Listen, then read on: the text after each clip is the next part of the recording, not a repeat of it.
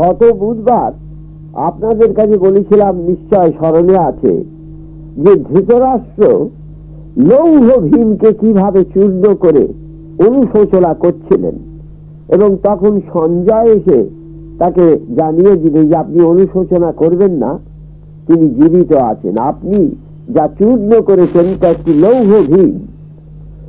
তখন তার অনুশোচনা দূর হলো বটে, এবং নিশ্চিন্ত হলেন তিনি যে প্রকৃতই তিনি ভ্রাতুষ্পুত্রকে হত্যা করেন।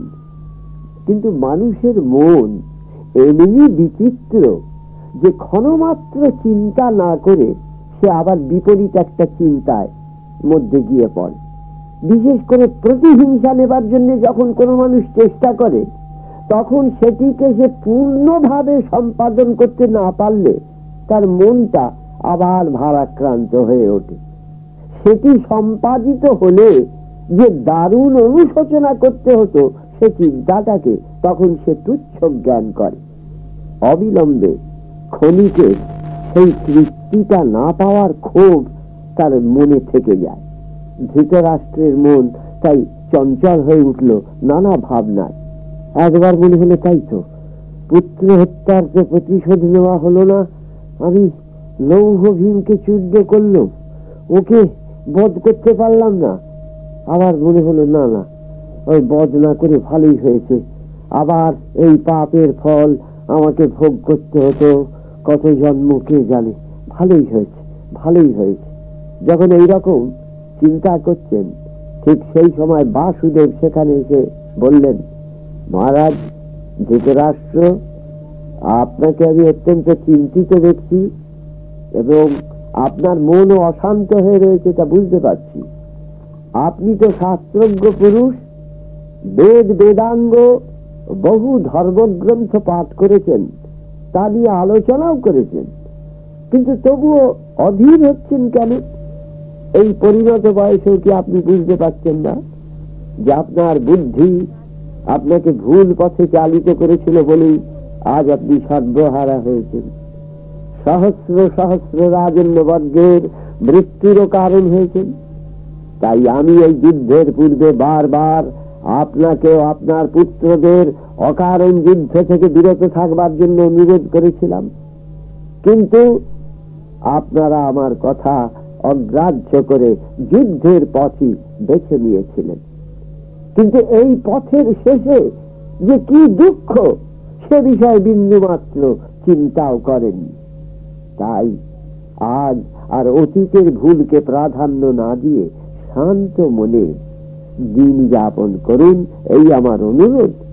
পাণ্ডবরা আপনার পুত্রের মতো, আমি আপনাকে বলছি, আপনার প্রতি তাদের অপরিসীম শ্রদ্ধা। অতএব তাদের সঙ্গে জীবনের অবশিষ্ট কাল কাটালে কোনো দুঃখই আপনাকে আর ভোগ করতে হবে না। অতএব আপনি শান্ত হন, পাণ্ডবদের আপনি কাছে টেনে নিন। ইতিমধ্যে পাণ্ডবরা এসে সেখানে দাঁড়িয়েছিলেন। ধৃতরাষ্ট্র বাসুদেবকে বললেন, হ্যাঁ, সত্যই সত্যই আমি ভুল করেছি বাসুদেব, আমি তাদের আশীর্বাদ করতে চাই। কোথায় কোথায় তারা? বাসুদেব বললেন, এই তো তারা, আপনার সম্মুখেই। বলে তাদের ইঙ্গিতে জ্যেষ্ঠতাদের কাছে যাবার নির্দেশ দিতে পাণ্ডবরা এগিয়ে এসে তাকে একে একে প্রণাম করলেন। ধৃতরাষ্ট্র তাদের জড়িয়ে ধরে কাঁদতে লাগলেন কিছুক্ষণ, তারপর সকলকেই একে একে আলিঙ্গন করলেন সাগ্রহে। কুরুক্ষেত্র রণাঙ্গন তখন শান্ত, শ্মশানের মতো স্তব্ধ গম্ভীর। এই সময় কুরুক্ষেত্রের রণাঙ্গনে আর একদিকে কি ঘটছিল সেই কথা বলি। কৌরব ও পাণ্ডবরা যখন সেই শ্মশান ভূমিতে এসে দাঁড়ালেন, তখনকার দৃশ্য অবর্ণনীয়। সহসা যেন বিরাট সমুদ্র গর্জনের ধ্বনিতে তার আকাশ বাতাস মথিত হয়ে উঠল। সে ধ্বনি সমুদ্র কল্লোল নয়, কান্নার কলরোল। সেখানে তখন রমণীরা এসে দেখলেন সহস্র সহস্র রাজার মুকুট ধুলায় লুণ্ঠিত, কারুর বা ছিন্ন শির, কেউ বা কবন্ধহীন, কেউ বা হস্তপদবিহীন, তারই পাশে পড়ে আছে বিকৃত দেহ অজস্র সৈন্য সামন্ত, ছিন্ন ভিন্ন পরিচ্ছদ, ভগ্ন অস্ত্র, তারই পাশে রথের ধ্বংসস্তূপ, লক্ষ লক্ষ মৃত অশ্ব আর হস্তির গলিত দেহ, মৃত্যুর যেন বাসর শয্যা। সেই শয্যায় লুটিয়ে পড়ছেন বীর পত্নীরা, কিন্তু কেউ কথা কইছে না তাদের সঙ্গে। একবারও কর প্রসারিত করে কারুকে স্নেহের আলিঙ্গনে বদ্ধ করতে কোন প্রিয়তমাকে ডাকছে না। শুধু কান্নার নদী তরঙ্গ হয়ে যাচ্ছে সেখানে। পুরুষ বাক্যহারা, নিদ্রিত, নারীরা দিশাহারা। মৃত্যু যেন সকলকে বুঝিয়ে দিচ্ছে এই রাজ পরিচ্ছদ, এই ইহজীবনের বিলাস পালঙ্ক, উত্তম শয্যা, সুখভোগ্য সমস্ত সামগ্রী, ঐশ্বর্যের অহংকার, বীরত্বের আস্ফালন, সব মিথ্যা, সব অলিক স্বপ্ন। মৃত্যুর অমোঘ নির্দেশে আজ সব কিছু একাকার। জীবনের স্পন্দন মহাকালের বুকে চেয়ে বীরের মতো বিলীন হয়ে গেছে। কে জানে তারা কোথায় গেছে? কোন ঋষি, কোন তাপস তার সঠিক স্বরূপ কি তা আজ পর্যন্ত বোঝাতে পারেননি, বলতে পারেননি। সেই অজানা ছায়ার অন্তরালে সে তার কাল দণ্ড নিয়ে সকলের জন্য অপেক্ষমান। সেই মহা শ্মশানের অনতি দূরে একটি বিরাট বটবৃক্ষের তলদেশে দাঁড়িয়ে আছেন পাষাণ প্রতিমার মতো এক নারী।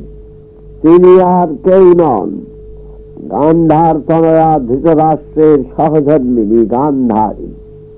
শোক তার আছে কিনা তাও বোঝা যাচ্ছে না। এতটুকু কাতরতা নেই, ক্রন্দন নেই, কোন অনুভূতির প্রকাশ নেই, এক অসহ্য নীরব ভঙ্গি। মহর্ষি ব্যাসদেব এলেন সেখানে। গান্ধারীকে দর্শন করেই বুঝতে পারলেন যে পুত্রদের অন্যায় কার্যে বাধা দিয়েছিলেন তিনি বারবার, সেও যেমন সত্য তেমনি সত্য। তারা ইহলোক থেকে নিষ্ক্রান্ত হয়ে মাতৃ স্নেহের প্রতি তাদের অধিকার এই জন্মের মতো স্বেচ্ছায় পরিত্যাগ করে চলে গেছে। সেই দুঃখ, সেই খেদ তিনি ভুলতে পারছেন না। তিনি যে মা। প্রভু মহর্ষি ব্যাসদেব তাকে বহু প্রকারে সান্ত্বনা দান করলেন। বললেন, বৎসে, তুমি চিরদিন ধর্মকে সকলের চেয়ে বড় বলে মনে করে এসেছ এবং বলেছ যে যেখানে ধর্ম সেখানে জয় অবশ্যম্ভাবী। তোমার পুত্র দুর্যোধন যখন যুদ্ধে যাবার পূর্বে তোমার আশীর্বাদ চাইতে এসেছিল জয়ী হবে বলে, তুমি যখন বলেছিলে যেখানে ধর্ম সেখানেই জয় হয়, আমি তোমায় সেই কথা বলেই আশীর্বাদ করছি। সেদিন তুমি তো বলতে পারোনি যে তুমি জয়ী হবে পুত্র, কারণ তুমি জানতে তোমার পুত্রেরা বহু অধর্ম করেছে। আজ তারা যদি ধ্বংস হয় তাহলে দেখবে তারা তোমার নিষেধকেও কোনো গুরুত্ব প্রদান করেনি। তাই তারা নিজ কার্যের ফল পেয়েছে। অতএব শোক পরিত্যাগ করো ও কারুর বিরুদ্ধে কোনো ক্ষোভ দেখিও না। তবে এ কথাও সত্য, তোমার পুত্র দুর্যোধন মৃত্যুর পূর্ব মুহূর্ত পর্যন্ত বীরের ন্যায় যুদ্ধ করেছে এবং নিজের দৃঢ়তাকে বিন্দুমাত্র খর্ব করেনি। ক্ষত্রিয়ের ধর্ম পালনে সে কোনো ত্রুটি করেনি, মৃত্যুকে গ্রাহ্য করেনি। এই তার গৌরব, তাই সে স্বর্গ লাভের অধিকারী হয়েছে। ব্যাসদেব এই কথাগুলি বলে সেখান থেকে চলে গেলেন। আজ এই পর্যন্ত।